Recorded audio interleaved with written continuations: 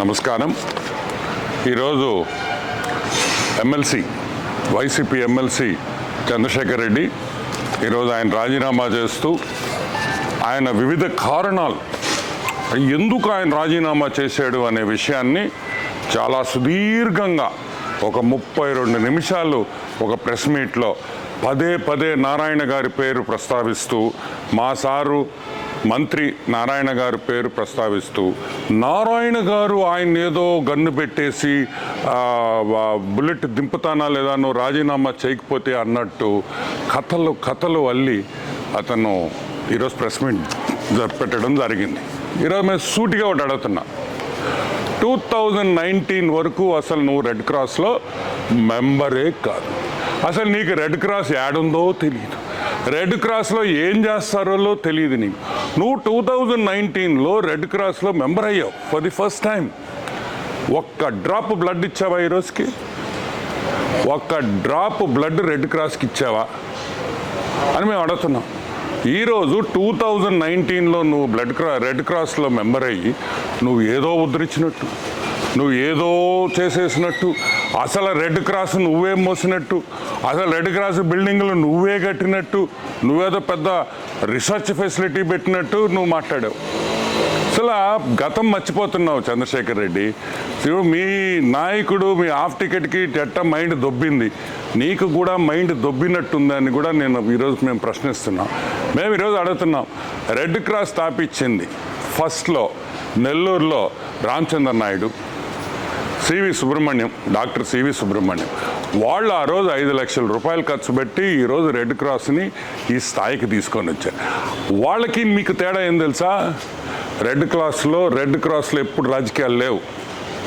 అసలు నువ్వు ఎట్లా రెడ్ క్రాస్ ప్రెసిడెంట్ అయ్యావు చెప్పు.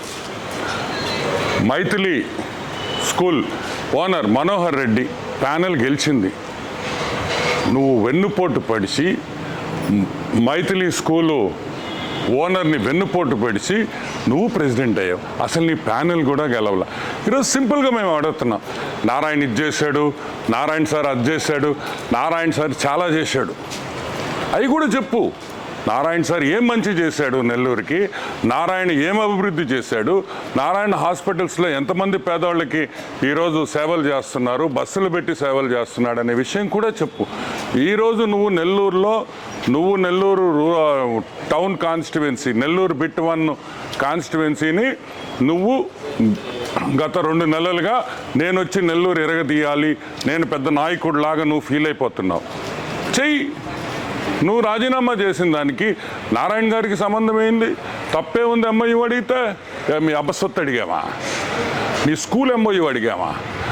రెడ్ క్రాస్ ఎంఓయూ అడిగావు, తప్పేంటి? It is bloody cancer related. ఈ కామన్ సెన్స్ లేకుండా నువ్వు మాట్లాడుతున్నావు. నీ మీద ఈరోజు నేను చెప్తున్నాను చంద్రశేఖర్ రెడ్డి, నీ మీద మేము స్పాట్ పెట్టాలనుకుంటే, నీ మీద మేము గన్ను పెట్టాలనుకుంటే, నిన్ను బెదిరించాలనుకుంటే నువ్వు ఒక్క స్కూల్ కూడా నడపలేవు. ఏ రోజైనా నీ స్కూల్స్ దగ్గరికి వచ్చాడు నారాయణ? నీకు అడ్డంకులు పెట్టాడా? ఇంకా మీరు పెట్టారు, మీ ప్రభుత్వం పెట్టింది. మీ జగన్మోహన్ రెడ్డి నారాయణ సార్ని అరెస్ట్ చేయాలని చూశాడు, స్కూల్స్ ఇబ్బంది పెట్టాడు, ఎన్ని విధాలుగా ఇబ్బంది పెట్టాడో మాకందరికీ తెలియదు అనుకుంటున్నారా మీరు? ఈరోజు మేము అడుగుతున్నాం, నువ్వేం పెద్ద పుడింగివి కాదు, నీకు స్పాటు మళ్ళీ దీనికి ఒక స్కెచ్ అంత సీన్ లేదురా అబ్బాయానికా.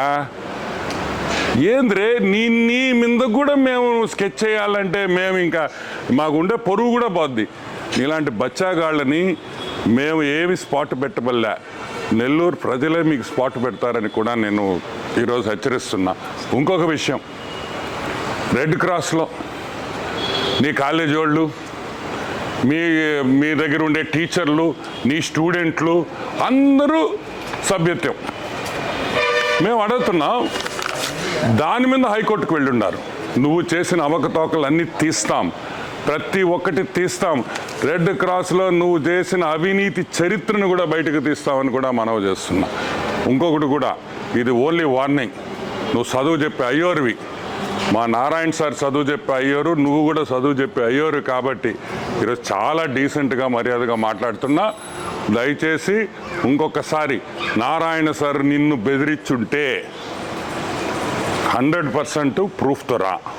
ఇంకొక విషయం, అన్నీ తీస్తాం, రెడ్ క్రాస్కి నారాయణ సార్ న్యాయం చేస్తారు.